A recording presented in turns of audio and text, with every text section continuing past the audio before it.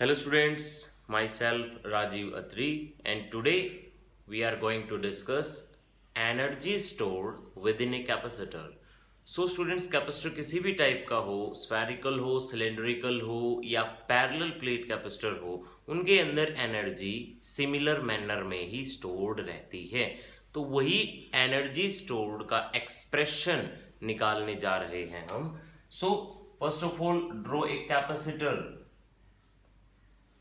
I draw a parallel plate capacitor. देखो capacitor draw करते time आपको ये ध्यान रखना है कि कैपेसिटर की प्लेट का जो एरिया है और कैपेसिटर के प्लेट के बीच का डिस्टेंस, ये distance d is much smaller than area of capacitor. Capacitor की प्लेट्स का जो एरिया होता है ना, वो एरिया बड़ा रखना है हमें as compared to distance d। छोटा डिस्टेंस होना चाहिए। पॉजिटिव एक प्लेट हो गई पॉजिटिवली चार्ज, एक प्लेट हो गई नेगेटिवली चार्ज। चार्जिंग हुई क्यों? ये चार्ज ही इसके अंदर की एनर्जी स्टोर्ड है। As we know, energy within a capacitor is stored in form of electrical energy और इलेक्ट्रिक चार्ज, इलेक्ट्रिक फील्ड। यही इसकी एनर्जी स्टोर्ड है।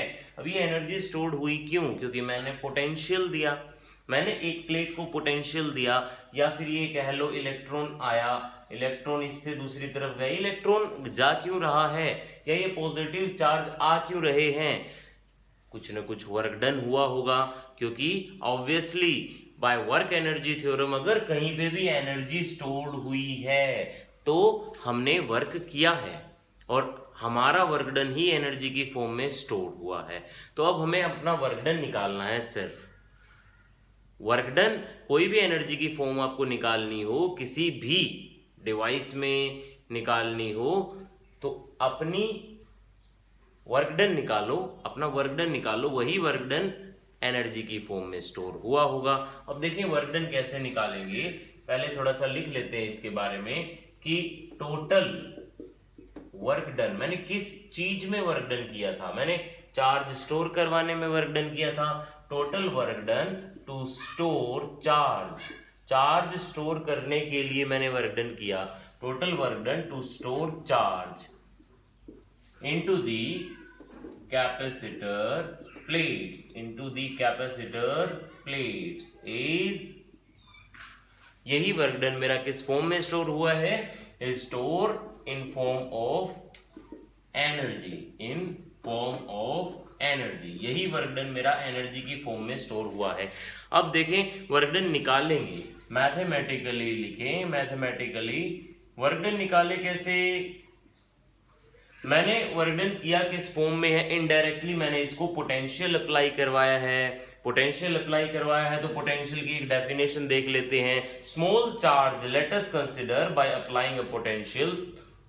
थोड़ा चार्ज गया, थोड़ा चार्ज, स्मॉल वर्क डन किया, dw divided by dq by definition of electric potential.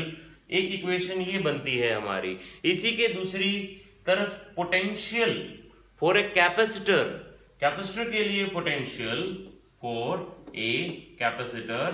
Potential क्या होता है देखें, Q is equal to C V, but V is equal to Q bye सी, ये भी होता है। सो ये दूसरी इक्वेशन बनी। बस अब इन दोनों को सोल्व करना है। सोल्व करने के बाद जो भी रिजल्टेंट आएगा, देखें दोनों की लेफ्ट हैंड साइड बराबर, तो मींस टू से दैट दोनों है तो पोटेंशियल ही, और पोटेंशियल है तो दोनों की लेफ्ट हैंड साइड बराबर, तो राइट हैंड साइड को हम बराबर कर देंगे फ्रॉम 1 and 2। ये by definition dw divided by dq is equal to q divided by c। Cross multiply करेंगे। dw is equal to q divided by c into dq। देखें मेरे को एक खाली कैपेसिटर दिया गया कि उसके अंदर चार्ज कितना था? 0 था। मैंने उसको चार्ज भरा, कंप्लीटली फिल किया, मींस कैपिटल Q चार्ज दिया उसको। इंटीग्रेट होने के बाद ये स्मॉल वर्क डन था, small work done to store small charge. मेरे को क्या करना है अब? ओवरऑल वर्क डन निकालना है। किसके लिए? इस कैपेसिटर को फुल्ली चार्ज करने के लिए। तो वो वर्क डन निकालने के लिए इंटीग्रेट करना पड़ेगा। After integration we will get overall or work done and energy stored within the capacitor. So Q divided by C. Q is variable but C is constant. So 1 by C बाहर निकाल लेंगे. Q का integration क्या होगा? Q का integration power में एक add करो और उसी पावर से डिवाइड कर दो. Integration, property of integration 0 to capital Q. Now students, by putting the limits हमारे पास फाइनल एक्सप्रेशन क्या आएगा? फाइनल एक्सप्रेशन आएगा, देखें, capital Q, upper limit capital Q divided by 2C. This is work done और we can say that energy stored. दूसरी form भी कर सकते हैं हम, Q is equal to CV लिखें, CV C square V square divided by 2C, cancel, half CV square. दूसरी form, इसी एनर्जी स्टोर्ड की दूसरी फॉर्म. अच्छा, एक और फॉर्म लिखी जा सकती है यहीं पे, देखें, another form. Q is equal to CV होता था, then V is equal to क्या होगा? Q by C. पुट करके देखें एक बार, half Q square divided by C square into C, cancel, then 1 by 2 Q by C. This is another form.